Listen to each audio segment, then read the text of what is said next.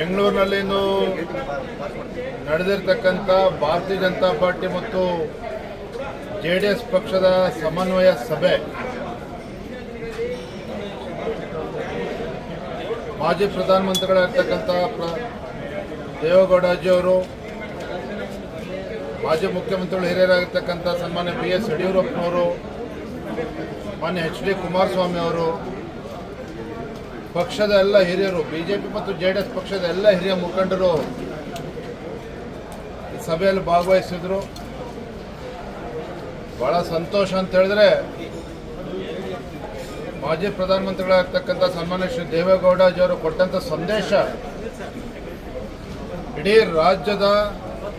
ರಾಜ್ಯದಲ್ಲಿರ್ತಕ್ಕಂಥ BJP ಮತ್ತು JDS ಪಕ್ಷದ ಕಾರ್ಯಕರ್ತರಿಗೆ ಒಂದು ದೊಡ್ಡ ಶಕ್ತಿಯನ್ನು ತಂದುಕೊಟ್ಟಿದೆ.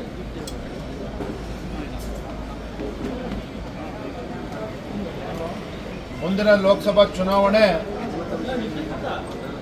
ಕೇವಲ ಭಾರತೀಯ ಜನತಾ ಪಾರ್ಟಿ ಮತ್ತು ಜೆಡಿಎಸ್ ಪಕ್ಷ ವಿಚಾರ ಅಲ್ಲ.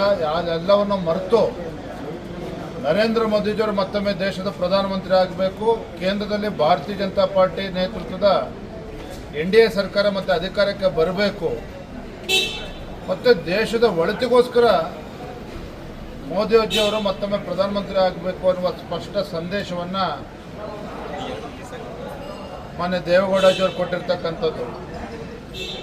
ನನಗೆ ವಿಶ್ವಾಸ ಇದೆ, ಇವತ್ತಿನ ಸಭೆ, ಇಂದಿನ ಸಭೆ ರಾಜ್ಯದ ಎಲ್ಲ 28 ಕ್ಷೇತ್ರಗಳಲ್ಲಿನ ಎರಡೂ ಪಕ್ಷದ ಕಾರ್ಯಕರ್ತರಿಗೆ ಒಂದು ದೊಡ್ಡ ಆನೆ ಬಲ ಬಂದಂತಾಗಿದೆ.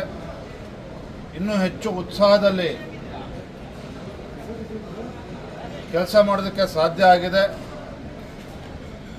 ನಮ್ಮ ವೈಯಕ್ತಿಕ ಸಮಸ್ಯೆಗಳು ಏನೇ ಇದ್ರೂ ಸಹ ದೇಶದ ಹಿತದೃಷ್ಟಿಯಿಂದ ನಾವೆಲ್ಲರೂ ಕೂಡ ಒಗ್ಗಟ್ಟಾಗಿ ಒಂದಾಗಿ ಹಗಲಿರುಳು ಶ್ರಮಿಸಬೇಕು ಅನ್ನುವ ಸಂದೇಶವನ್ನು ಎರಡೂ ಪಕ್ಷದ ಮುಖಂಡರು, ಹಿರಿಯರು ಇವತ್ತು ನೀಡಿದ್ದಾರೆ.